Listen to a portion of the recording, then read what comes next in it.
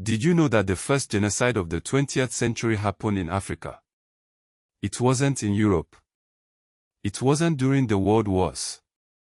It was in German Southwest Africa, present-day Namibia, where the Herero and Nama people faced systematic extermination at the hands of German colonial forces.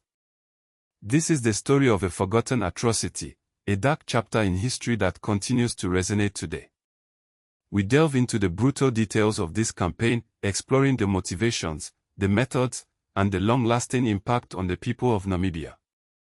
In the late 19th century, European powers were carving up Africa, hungry for land, resources, and influence. Germany was a latecomer to the colonial game, but they were determined to make their mark. In 1884, they established German Southwest Africa, a vast territory inhabited by various indigenous groups, including the Herero and Nama. Colonial rule was inherently oppressive. German settlers seized land, exploited resources, and imposed their culture on the local population. Resentment simmered beneath the surface, waiting for a spark. That spark ignited in January 1904.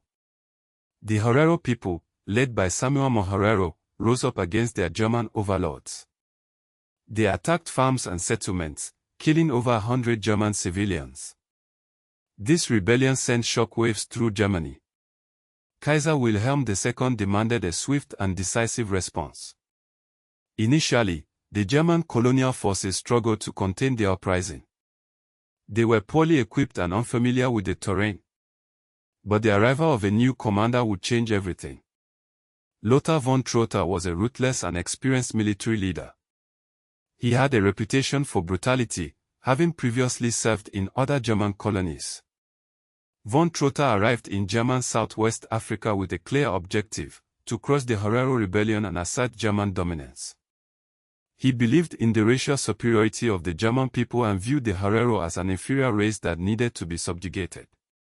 In October 1904, von Trotha issued a chilling proclamation, the Vernichtungsbefehl, or Extermination Order. This order declared that all Herero people, armed or unarmed, would be killed. Women and children were explicitly included.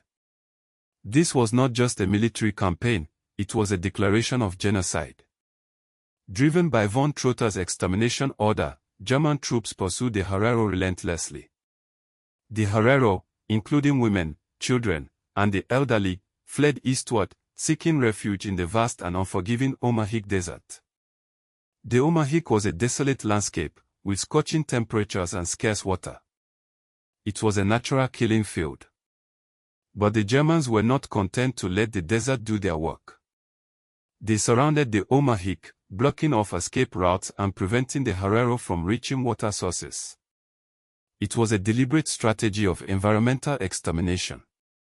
The German troops systematically poisoned wells, depriving the Herero of their only source of water. This tactic was particularly gruesome and inhumane. It violated the 1899 Hague Convention, which prohibited the poisoning of water sources in warfare. But the Germans were determined to eliminate the Herero, regardless of international law. Thousands of Herero people died of thirst and starvation in the Omahik Desert. Their bodies littered the landscape, a grim testament to the brutality of the German campaign. The Nama people, another indigenous group in German Southwest Africa, also rose up against colonial rule. They were led by courageous leaders like Hendrik Witbooi, who had initially tried to negotiate with the Germans but eventually realized that resistance was the only option. The Nama rebellion was met with the same brutal tactics as the Herero uprising. German troops hunted down the Nama, driving them into the desert and confining them in concentration camps. The Nama suffered greatly under German rule, enduring forced labor, starvation, and disease. Those Herero and Nama who survived the desert and the war were rounded up and forced into labor camps. These camps were essentially death camps, where prisoners were subjected to horrific conditions. They were forced to work long hours, with little food or water. Disease was rampant, and medical care was virtually non-existent. Thousands more Herero and Nama people died in these camps, victims of starvation, disease, and abuse. The genocide claimed the lives of an estimated 65,000 Herero and 10,000 Nama people, decimating their populations and destroying their cultures. The Herero and Nama genocide was a precursor to later acts of mass violence in the 20th century, foreshadowing the horrors of the Holocaust. The same elements were present: racial ideology, dehumanizing propaganda, bureaucratic efficiency, and a willingness to use extreme violence to achieve political goals. The German colonial campaign in Namibia demonstrated the inherent brutality of colonialism and the dangers of unchecked power. It was a crime against humanity that should never be forgotten. The legacy of the Herero and Nama genocide continues to haunt Namibia today. The Herero and Nama people have never fully recovered from the trauma of the genocide. They lost their land, their culture, and their loved ones. The genocide created deep divisions within Namibian society, which persist to this day.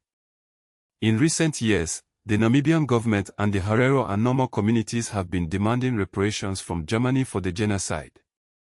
These demands have been met with resistance from the German government, which has offered development aid but has refused to pay direct reparations. The question of reparations remains a contentious issue. Some argue that Germany has a moral obligation to compensate the Herero and Nama people for the suffering they endured. Others argue that reparations are impractical and would set a dangerous precedent. Regardless of the outcome, the Herero and Nama genocide serves as a stark reminder of the dark side of colonialism and the importance of confronting the past. It is a story of loss, resilience, and the ongoing struggle for justice and recognition. It's a story that demands to be told, so that we may learn from the mistakes of history and prevent such atrocities from ever happening again. This forgotten chapter forces us to confront the uncomfortable truths about our shared past, and compels us to ask, are we truly prepared to learn from it?